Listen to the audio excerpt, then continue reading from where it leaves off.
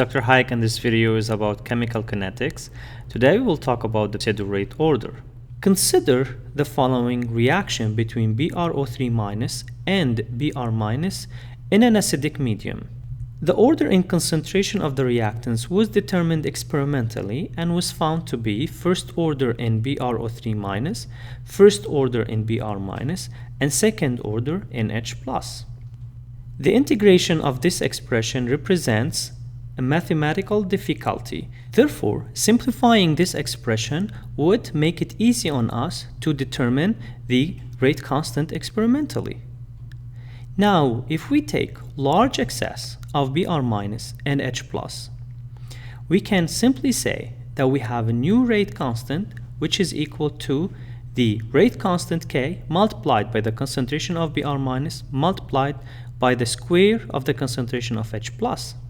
Now we can imagine values such as 1 molar for the initial concentration of Br- and initial concentration of H+, and 0.201 molar for the concentration of BrO3-. Now this means that the concentrations of Br- and H+ is not changing with time.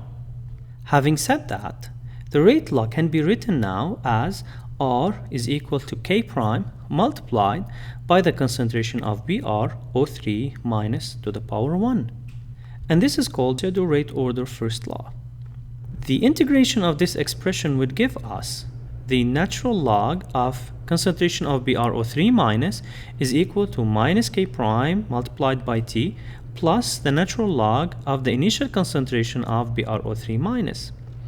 Now, K prime can be determined from the plot of the natural log of the concentration of BrO3- versus time.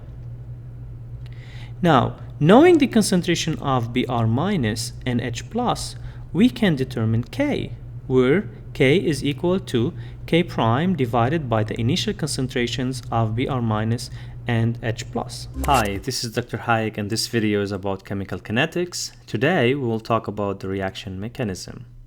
Most chemical reactions occur in a series of steps called reaction mechanism. Now consider the following reaction between nitrogen dioxide and carbon monoxide. The differential rate law, it was determined experimentally to be R is equal to K multiplied by the concentration of NO2 to the power of 2. So we can conclude from here that this reaction is a second order in NO2 and a zero order in CO. Now, the mechanism that was proposed for this reaction is constituted out of two steps. So the first step is the reaction between two NO2 molecules to give an NO3 plus NO. The second step is the reaction between NO3 that was formed in the first step and the carbon monoxide to give the nitrogen dioxide and the carbon dioxide. Note that NO3 is an intermediate, which is by definition a species which is not a reactant nor a product that forms in the reaction, and it doesn't show up in the overall equation. Each step is called elementary step, whose the reaction rate can be deduced from its molecularity. So what is molecularity? Molecularity is defined by the number of species that must collide to produce the reaction written in every step. For example, reactions with one reactant are called unimolecular. Reactions with two reactants, either from the same species or two different species, are called bimolecular. And reactions with three reactants are called termolecular. At every time, you can notice that the order in each reactant is taken from the coefficient of the elementary step.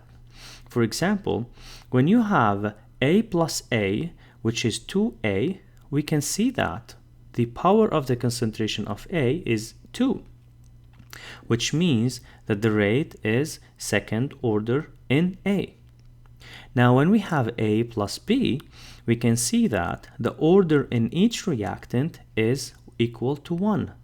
Therefore, it's first order in A and first order in B. Take the reaction where it's A plus B, it gives products. So the rate is second order in A and first order in B.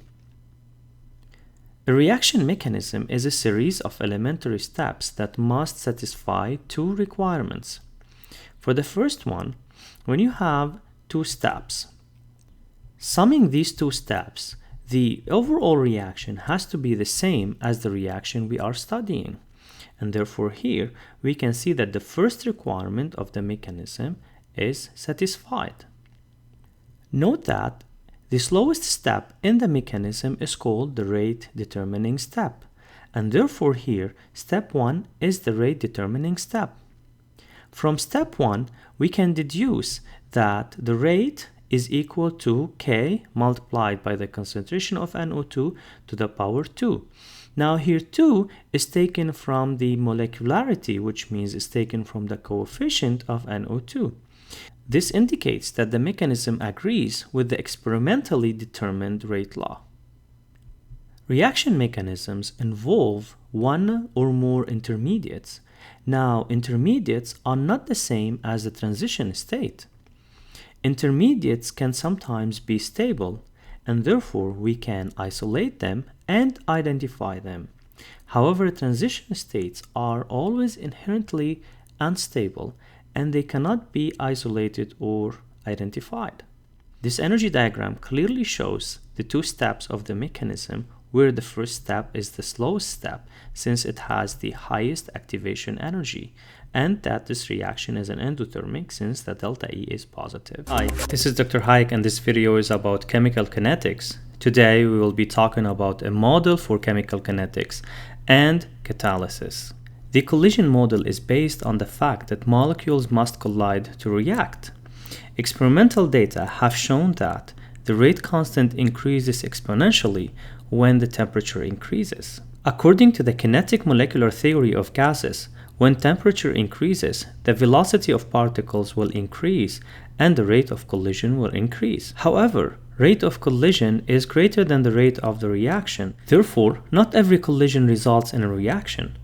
This can be explained if we assume that the reaction has a threshold energy called activation energy. The energy of the collision must be greater than the activation energy for the reaction to occur. Consider the following reaction. Two Br and O molecules must have enough kinetic energy so the collision reaches the transition state to produce products. At a specific temperature, only a fraction of the collisions possesses enough energy to overcome the activation energy. As temperature increases, the fraction of collisions with enough energy will increase dramatically.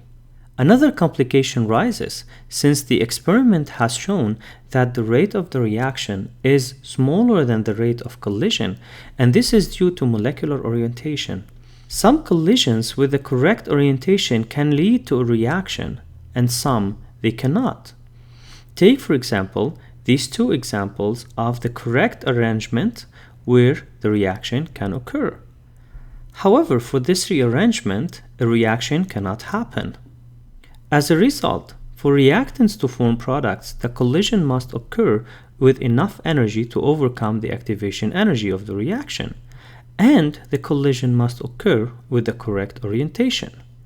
The rate constant then, taking into consideration the aforementioned factors, can be written as K is equal to Z P exponential to minus EA over RT, where Z is the collision frequency and P is the steric factor. The term E to the power minus EA over RT represents the fraction of collisions with enough energy to overcome the activation energy. Now this expression could be rewritten as K is equal to A multiplied by E to the power minus EA over RT, where A is called the frequency factor and it's equal to Z multiplied by P. This equation is called the Arrhenius equation. Taking the natural log of both parties, we get ln of K is equal to minus EA over R times 1 over T plus ln of A. The plot of ln of K versus 1 over T, it gives a straight descending line where the slope is equal to minus EA over R. This expression allows us to determine the rate constant at different temperatures. For example, at a temperature T1, ln of K1 could be written as follows. At a temperature T2, ln of K2 could be written as follows. Subtracting these two expressions, we get ln of K2 over K1 is equal to minus EA over R 1 over T2 minus 1 over T1. Now let's discuss catalysis. Catalysts are known to speed up the reaction rates once added to the reaction mixture. Consider the following reaction where A plus B gives C plus T. This reaction has a threshold energy, which is the activation energy, and in here we call it EA encatalyzed. Adding a catalyst to this reaction will result in speeding up the reaction rate, and this is mainly due to decreasing the activation energy of this reaction, and therefore the fraction of collisions with enough energy to overcome the activation energy will become greater. Notice that the catalyst added in this case is a homogeneous catalyst because it's in the same phase of the reactants. Another type of catalyst is the heterogeneous catalyst, where solids are added to a gaseous mixture. I hope this video was helpful to you, so please like, share, and subscribe, and I will see you next time.